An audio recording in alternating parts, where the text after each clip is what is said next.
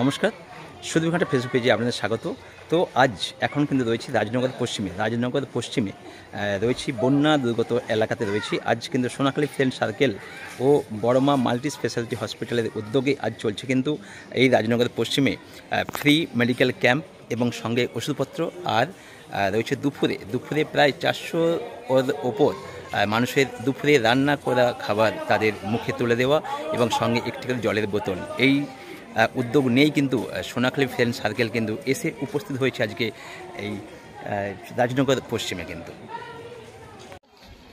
তো রাজনগর পশ্চিমে এখনও কিন্তু এইরকমই ব্যবস্থা রয়েছে, দেখতেই পাচ্ছেন নৌকোতে কিন্তু এই পারাপার টানা হচ্ছে। আর আজকে কিন্তু এসেছি আমরা সোনাখালী ফ্রেন্ড সার্কেল ও বড়মা সুপার স্পেশালিটি হসপিটালের উদ্যোগে আজ এখানে রাজনগর পশ্চিমে যেটা দেখলাম মেডিকেল ক্যাম্প। তো আমি একটু জানতে চাইব যে উদ্যোক্তা কিভাবে পদক্ষেপ নিলেন, যে এখানে আসার যে ইচ্ছে প্রকাশ সেটাই বা কীভাবে এলো, যদি একটু বিস্তারিতভাবে একটু বলেন একটু। নমস্কার, আমি রামতনু গায়েন, সোনাখালী ফ্রেন্ড সার্কেলের একজন একনিষ্ঠ মেম্বার। আমাদের কাছে খবর আসছিল আমাদেরই পাশের ব্লক, এই ব্লকে বানভাসী বহু মানুষ আছে। তো স্বপনবাবুর নেতৃত্বে এখানে আমরা 400 মানুষের জন্য রান্না করা খাবার পরিবেশন করছি। সঙ্গে বড়মা মাল্টি স্পেশালিটি হসপিটালের সহযোগে আমরা কিছু ফ্রি মেডিকেল ক্যাম্প, কিছু ঔষধ বিতরণ এগুলো করে চলেছি। এখন আসতে পারেনি, জল পেরিয়ে আসতে একটু সময় লাগবে। আর কিছু মানুষের জন্য আমরা তাদের রান্না খাবারগুলো এবং মেডিকেল ডাক্তারবাবুকে নিয়ে আমরা নৌকায় করে তাদের এলাকাতে গিয়েও কিন্তু আমরা পরিবেশন করি। আচ্ছা, ডাক্তারবাবু দিয়ে চেক আপ করছেন আজকে, তো তাদের জন্য কি মেডিসিনের ব্যবস্থা কিছু রেখেছেন? হ্যাঁ, টোটাল সমস্ত মানুষের জন্য ফ্রি চেক আপ আর সমস্ত মানুষের জন্য মেডিসিন করা হয়েছে। আর এখানে আমাদের ডাক্তারবাবু একজন এমডি আছেন, একজন ফার্মাসিস্ট আছেন। বড়মা হসপিটালের তরফ থেকে যতটুকু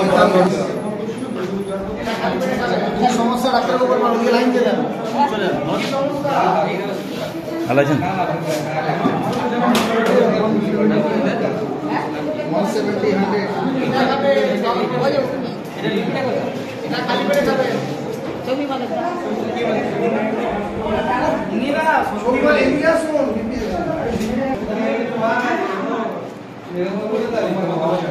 ভালো আছেন স্যার?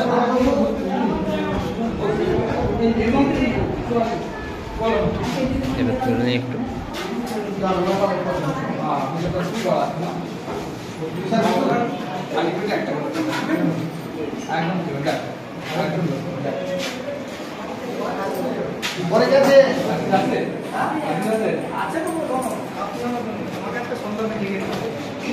নাম কি বাবা?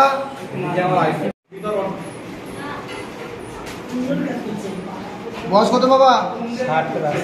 61। সমস্যা কি? হার্টের প্রবলেম আছে আমাদের। ঠিক আছে, আমি একটা ভালো প্রেসক্রিপশন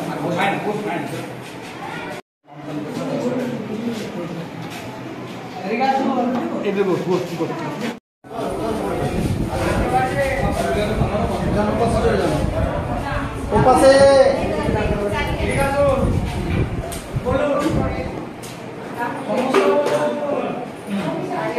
আপনি এদিকে আসুন না।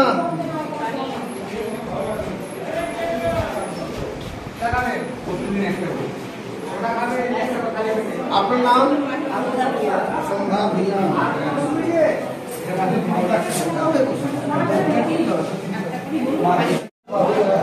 তার আগে একটু বলে নিই, আপনারা ইতিমধ্যেই বিভিন্ন সংবাদ মাধ্যম থেকে জানতে পেরেছেন যে ঘাটাল, চন্দ্রকোনা এই দুটো ব্লক বন্যায় ব্যাপকভাবে ক্ষতিগ্রস্ত হয়েছে।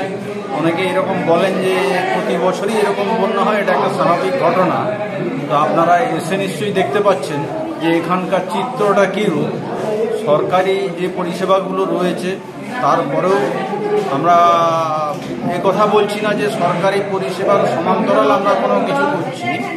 বিষয়টা হচ্ছে সরকারি পরিষেবার যে ফাঁক ফোকরগুলো সেখানে আমরা পৌঁছানোটা শুরু করেছি। তার কারণ ইতিমধ্যেই ফ্রেন্ড সার্কেল তাদের যে কাজকর্ম একটা এনজিও হিসেবে তাদের এই অভিজ্ঞতাটা প্রথম হচ্ছে, কারণ আরও বহু এলাকা রয়েছে যেখানে দরকার। আমরা কেবলমাত্র এই বার্তাটা পৌঁছাতে চাইছি যে বিভিন্ন স্বেচ্ছাসেবী সংগঠনগুলো তারা যেন তাদের সহযোগিতার হাতটা বাড়িয়ে দেয়।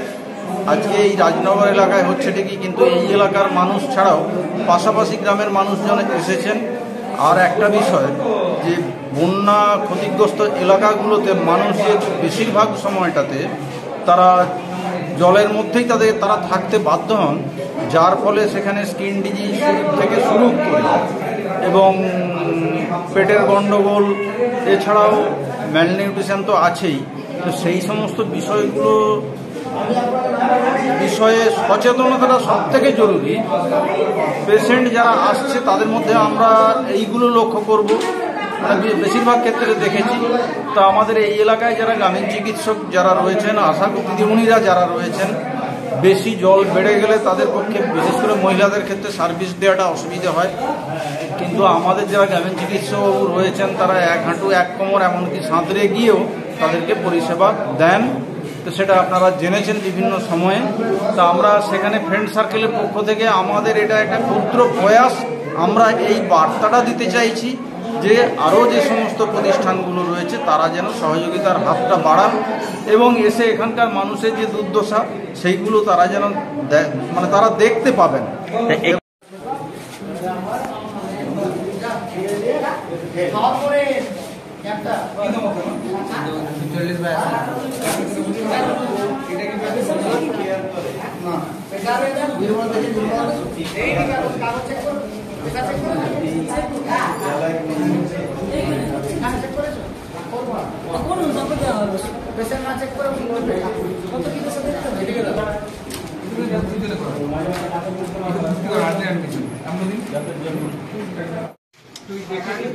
নমস্কার। খুবই শান্তিপূর্ণভাবে সুষ্ঠু পরিবেশে আমাদের ক্যাম্পটি আজকে সম্পূর্ণ হলো। এখানে মানুষের ব্যবহার, আন্তরিকতা এবং প্রত্যেকের যে একটা ভ্রাতৃত্বের সম্পর্ক আমরা এগিয়ে এসে না আসলে বুঝতেই পারতাম। যাই হোক, নেক্সট টাইম আমরা আবার এই রকম কোনো একটা যদি দুর্গত জায়গা পাই, যদি আমাদের কাছে ইনফরমেশন আছে, আমরা এই ধরনের ক্যাম্প আরও একবার করতে চাই। আচ্ছা, রামতল নমস্কার। আমাদের সোনাখালী ফ্রেন্ড সার্কেল যে গ্রুপটি দেখতে দেখতে এর বয়স প্রায় 3 বছর হয়ে গেল। এই 3 বছরের মধ্যে আমরা বিভিন্ন ধরনের মানবিক কর্মসূচি নিয়েছি, যেমন কম্বল বিতরণ। প্রতি বছর শীতকালে আমরা একটা কম্বল বিতরণ করি। অলরেডি ঝাড়গ্রাম বা পুরুলিয়ার মতো জায়গায় গরিব দুস্থ মানুষদের কম্বল বিতরণ করেছি। এছাড়াও আরও একটি বড় প্রোগ্রাম আমরা প্রতি বছরই করি, বৃক্ষরোপণ। এই বছরও আমরা বৃক্ষরোপণ অনুষ্ঠান করেছি, এই মাঝখানে একইভাবে করেছি। এবং আরও নতুন একটা এর সাথে আমরা দুস্থ মানুষদের জন্য সংযোজন করেছি, বন্যা দুর্গত মানুষদের পাশে থাকার জন্য রাজনগর পশ্চিম প্রাথমিক বিদ্যালয়ে। আশা করব আগামী দিনে আমরা এই ধরনের আরও কিছু মানবিক কর্মসূচি নিয়ে যাতে দুস্থ মানুষদের পাশে থাকতে পারি, সেই চেষ্টা। অসংখ্য ধন্যবাদ আপনাকে। আচ্ছা, আরেকটু সংযোজন করে দিই আমি, যার কথা না বললেই নয়, কারণ এই গ্রুপের একটা কি বলবো, একটা স্তম্ভ আমাদের সেই শিবশঙ্কর দাদাই বলি আমরা, আমাদের বন্ধু। আজকে শিবশঙ্করদার অনুপস্থিতিতে আমরা উপভোগ করছি, মানে তার শূন্যস্থানটা আমরা পূরণ করতে তো পারবো না। আজকে বিশেষ কাজের জন্য উনি আসতে পারেননি, তবে উনি কিন্তু প্রত্যেকটা মুহূর্তে খোঁজখবর রাখছেন, ওয়াচ করছেন, দেখছেন। আমি চাইবো শিবশঙ্করবাবু, আপনার যে প্রবলেমটা আছে তাড়াতাড়ি আপনি ওটা সারিয়ে দিন, আর আগামী দিনে আমরা অপেক্ষা করছি। ধন্যবাদ।